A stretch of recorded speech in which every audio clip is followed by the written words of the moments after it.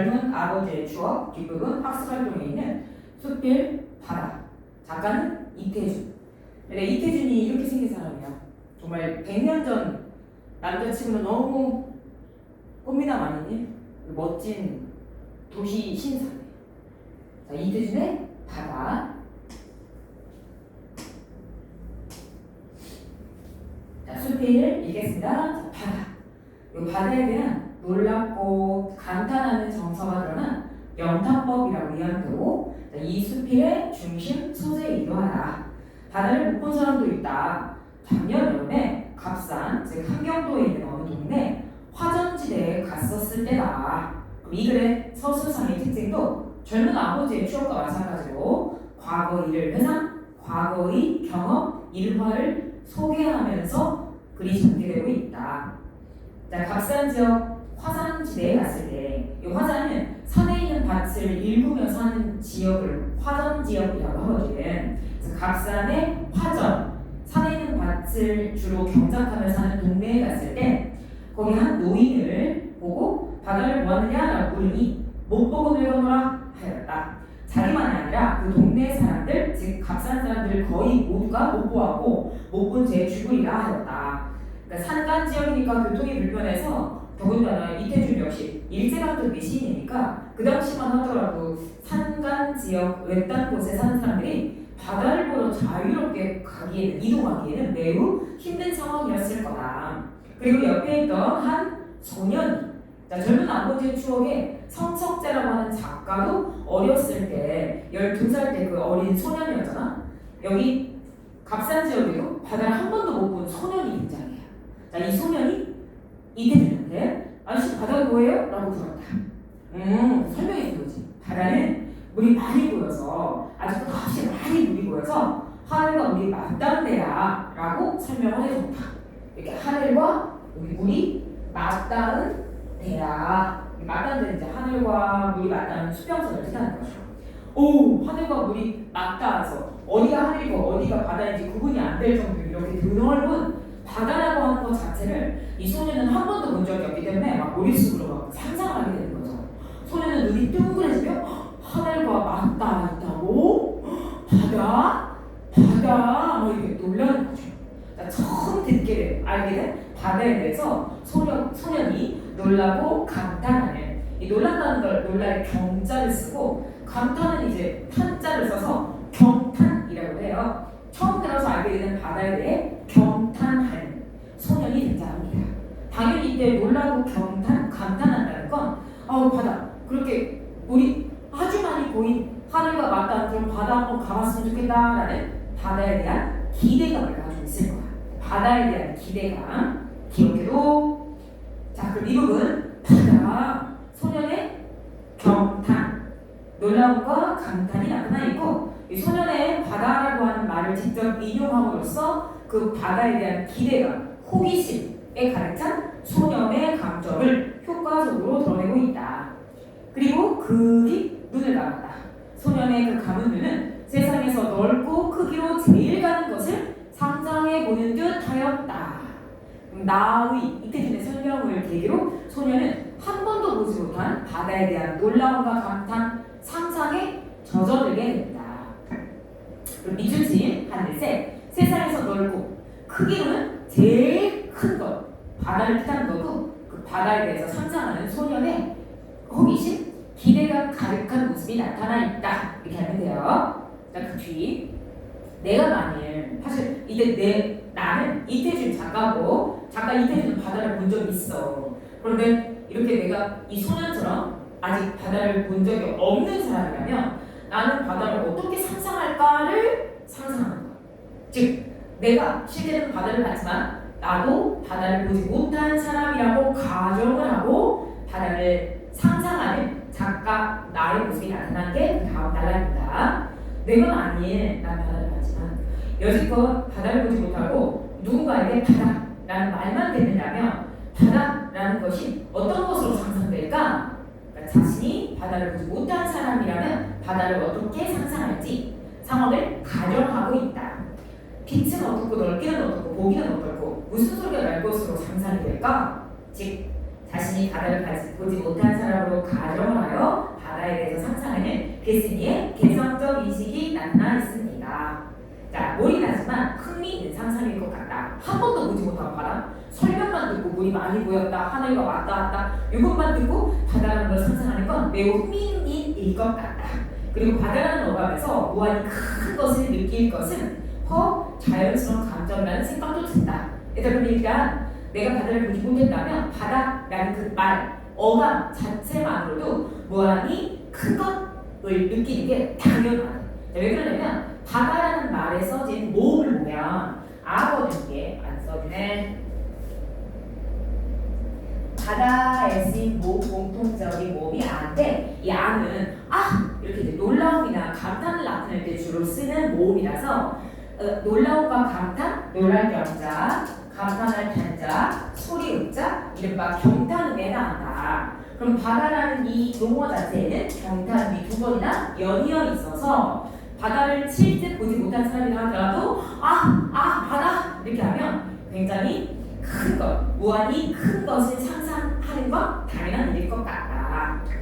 자, 그래서 이 부분까지 밑에 삼각형 첫 번째 바다를 못 본 사람들과 대화했던 과거 경험, 일화, 회상이 나와 있고요. 또 작가 스스로 바다를 봤지만 만약 바다를 보지 못했다면 바다를 어떻게 상상할지에 대한 내용이 가정으로 나와 있습니다. 자, 그럼 그 뒤를 볼게요. 한 번은 또 과거 회상이에요. 두 번째 과거 회상. 한 번은 예전에 어떤 자리에서 시인 정지용 씨를 만난 적이 있다. 시인 지용은 말하기를 바다도 즉 이렇게 요 자연을 얘도 여러 나라의 말이 있지만 일본어, 영어보다 우리 조선말, 우리 한국어 바다가 가장 멋지다 라는 말을 누가 했다? 이태식이 아니고 정지용이 했다. 그 정지용의 말을 인용하면서 바다의 그 넓고 무한한 느낌을 담기에 라는 경탄음이 연이어 나온 게 너무 멋지다 라는 자신과 같은 생각, 공감, 동감한 일화를 소개하고 있습니다. 읽어볼게. 시인 정지용은 말하기를 이 바다를 지칭하는 말도 조선말 바다가 제일 멋지다, 제일 딱 들어맞는다 라고 말했다. 자, 일본어로는 바다를 우미라고도 하고 영어는 sea라고도 하지요. 우미니, 시인이보다는 우리말, 조선말 바다가 훨씬 느낌상 큰 것, 넓은 것을 가리키는 어감, 맛이 난다. 이때 맛이 난다는 건 어감상 진짜 우미, sea 이런 것보다 바다라고 할 때 그 어감이 더 넓고 큰 것을 불러일으키는 그런 어감이다. 그 까닭은 뭐냐? 정지용도 말했고 우리 작가 이태준도 동감하는 것인데 두 글자 모두 경탄음, 놀랄 경자, 감탄할 탄자. 놀라고 감탄할 때 쓰는 라고 하는 그 모음 가 연이어 나오기 때문에 그렇다는 거예요. 자, 그래서 이 바다라는 자연을 나타내는 언어도 우미, 씨보다 바다 이게 딱 적합하다, 딱 좋다, 최고다 이런 말을 정지용이 한 적이 있었고 작가 이태준도 거기에 공감한다 이런 뜻이죠. 그래서 마지막으로 한번 더 읽어보겠습니다. 자, 모두 경탄음인 아이기 때문에 두 번 연달아 즉 이기 때문에 넓고 큰 느낌을 준다. 바로 밑에 다음 달라 동감이다. 같은 생각이다. 나도 지금과 같은 생각이다. 우미라거나 시라면 바다 전체보다는 기껏해야 작은 느낌.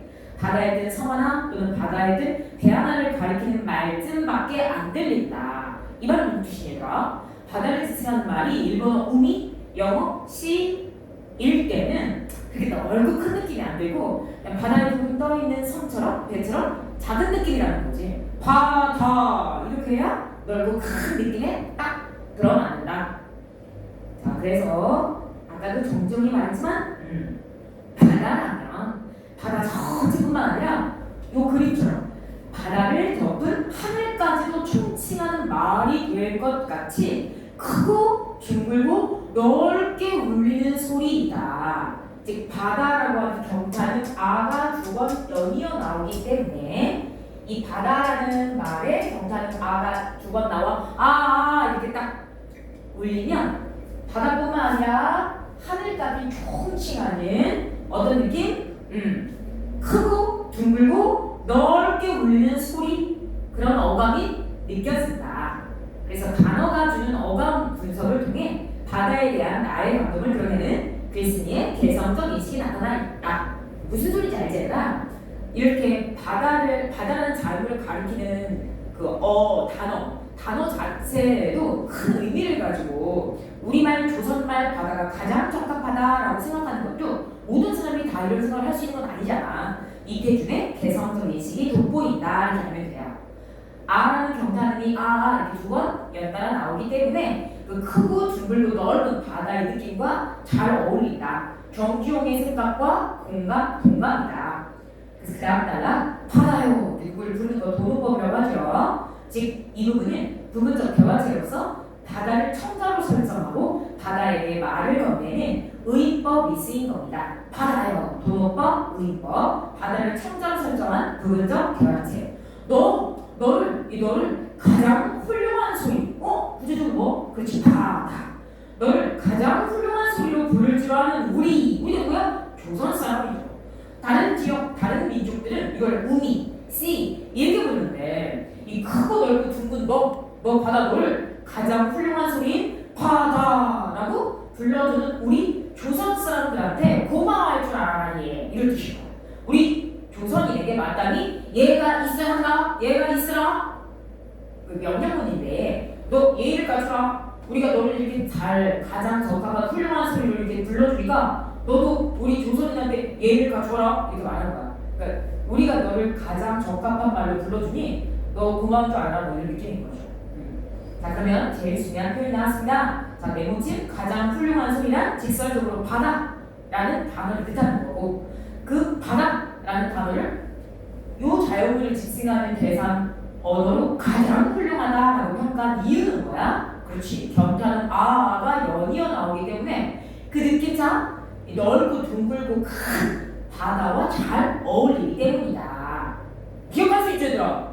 바다가 가장 훌륭한 소리인 이유가 뭐라고? 경탄은 아가 연이어 나오기 때문에 넓고 둥글고 큰 바다가 잘 어울리기 때문이다. 바다를 잘 나타내주는 단어이기 때문이다. 자, 그다음에 이제 지구본을 봤어요. 그 지구본 뭔지 알죠? 그걸 지구의라고도 불렀는데 이 의자가 본뜨다 의자라서 지구를 본뜬 물건, 지구를 본떠서 만든 물건을 지구본이라고도 하고 의자를 써서 지구의라고도 했습니다. 지구의를 놓고 보면 사실 육지보다는 수면이 훨씬 많아. 그렇지? 한 70%가 바다라고 하잖아. 그래서 말이 좀 잘못 만들어진 것 같아. 지구, 땅지자, 둥근 그거 구자 지구가 아니라 이거 물이 더 많으니까 수구라고 이름을 붙여야 더 적절한 명칭일 것 같다. 이것도 역시 개성적 독특한 상상력이 드러난 부분인 거지. 이 세상 모든 사람들이 거의 지구라고 부르는데 작가는 바다가 많으니까 물이 많으니까 수구가 더 적절한 명칭일 것 같다라는 개성적 독특한 상상력이 드러나 있는 부분이다. 그러니까 사람들이 자기네들이 육지에 사니까 자기네들 사람들 중심으로 생각해서 그냥 지구라고 했나 보다. 에이 그 인간 중심적 사고를 비판하는 건데 이때 비판은 막 냉소적이고 날카로운 비판은 아니고 사람들이 자기 중심적인 사고방식 때문에 육지에 사람들이 살고 있으니까 지구라고 했고 적절한 이름이 아니네 요 정도의 느낌입니다. 자 사람이 물에 사는 어족 물고기와 같은 어족이었다면 물론 이름을 물에 살았으니까 수구라고 쓸 것이요. 알고 보면 지구 그러니까 전체 이 세계를 둘러싼 게 땅은 30%고 물이 바다가 70%니까 6대주 6개의 큰 대륙이라고 하는 거 그것도 알고 보면 크지도 않을 거다. 왜냐하면 70%가 바다 물이기 때문에 6대주 6개의 큰 대륙 6개의 큰 땅이라고 한 것도 바다의 넓이 또는 바다가 차지하는 면적에 비하면 아주 적은 면적이다 라는 말을 하고 싶은 거죠. 그래서 6대주라는 말로 그냥 한낱 새가 울고 꽃이 피었다 같이는 그냥 무인절도를 말하는 것이다. 즉 무인절도들이었을 것이다. 얘는 뭔 소리인지 알지? 지구본을 이렇게 보면은 여기 거의 이제 바다가 70%이기 때문에 아무리 인간이 여기 6개의 큰 대륙이 있다라고 이렇게 얘기를 하지만 이게 6대주라고 쳐. 아프리카도 있고 이게 유럽도 있고 오세아니아도 있고 6대주라고 하지만 그래봤자 그냥 이 육대주라고 해봤자 바다의 넓은 부피나 면적에 비하면 새나 앉아서 울고 꽃이나 피는 무인절도 그냥 사람들의 굉장히 떨어진 그냥 섬에 불과하다. 이 말은 무슨 뜻이야? 바다의 면적이 너무나 넓기 때문에 육대주 6개의 큰 대륙이라고 말은 하지만 그래도 바다에 비하면 작은 땅이다 이런 뜻입니다. 자, 그 다음에 여기다가 포대를 쌓는 자가 누구였으랴? 그러니까 포대는 대포를 설치할 수 있게 만든 시설물인데 이 좁은 땅, 즉 이 땅덩어리 육대주에 이 대포를 설치하기 위한 시설물을 누가 쌓은 거냐? 그렇게 좁아 터진 곳에 이런 뜻이고요. 오직 별주부의 세계였을 것을 얘들아 뒤에 몇 글자가 빠졌어? 별주부의 세계 뒤에 쓰세요. 였을 것을 얘들아 이게 뭐예요? 이 영상을 들었는지 확인하는 단어이고도 자 그냥 육대주라고 하는 건 그냥 작은 무인절도에 불과한 것이고 여기 더 많은 비중을 차지하는 바다가 우리 토끼 잘 나오는 별주부전의 세계였을 것이다 라고 바다라고 하는 공간을 별주부전에 나오는 그 별주부의 세계로 비유하고 있는 부분이다. 그러니까 드넓은 바다의 모습을 별주부전이 뭔지 알잖아요.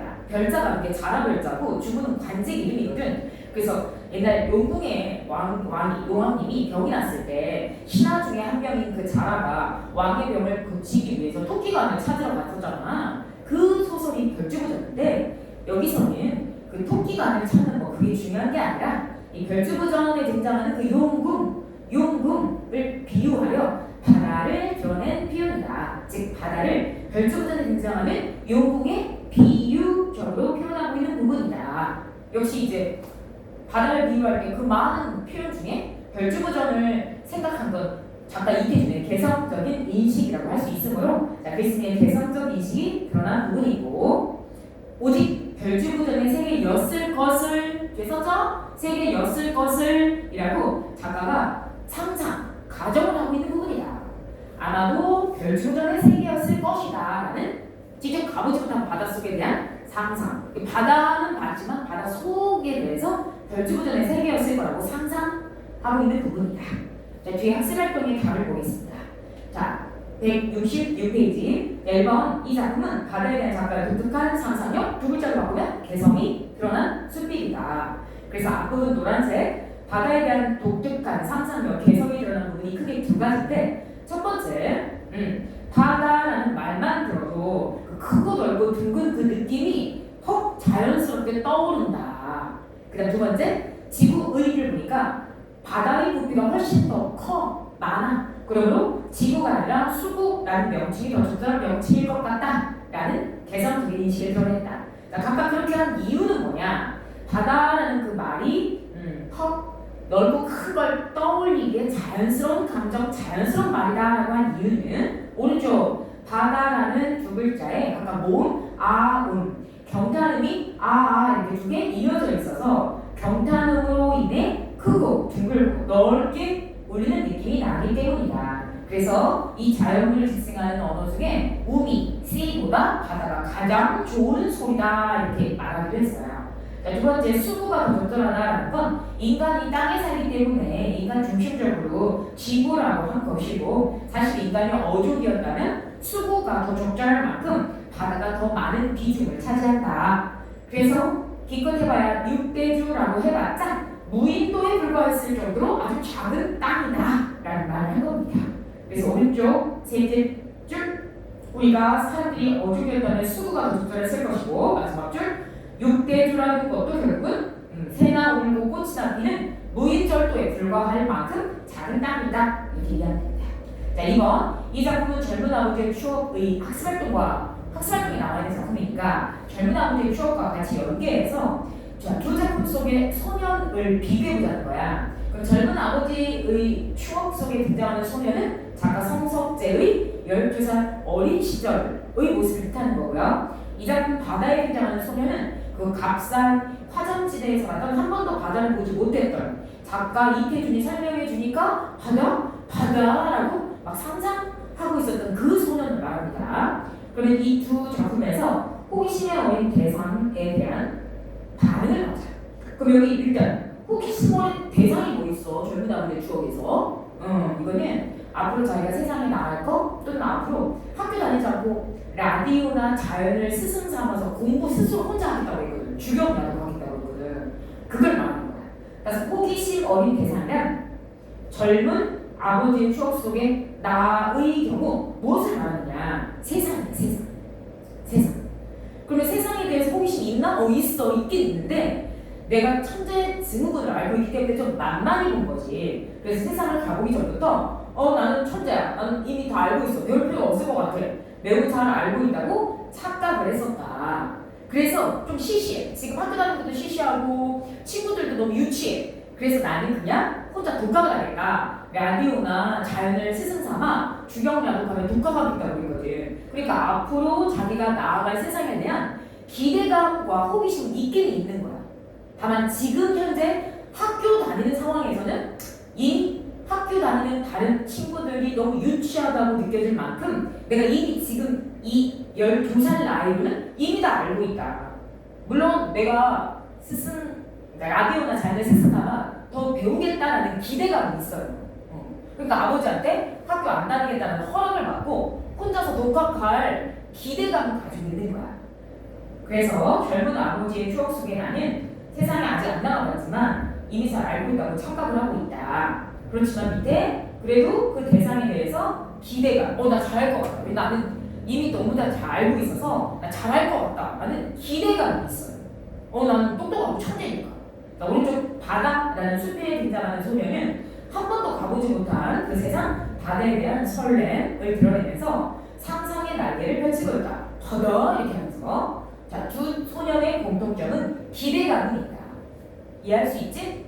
자, 두 소년은 모두 다 기대감을 가지고 있다. 다만 젊은 아버지의 추억 속에 있는 소년 나는 좀 천재 증후군 때문에 자만에 빠져서 나 잘 알고 있어. 난 잘할 거야. 라는 착각 속 난 잘할 거야. 라는 기대감. 오른쪽 바다라는 숲의 소년은 가보지 못한 바다에 대한 설렘, 상상 속 기대감이다.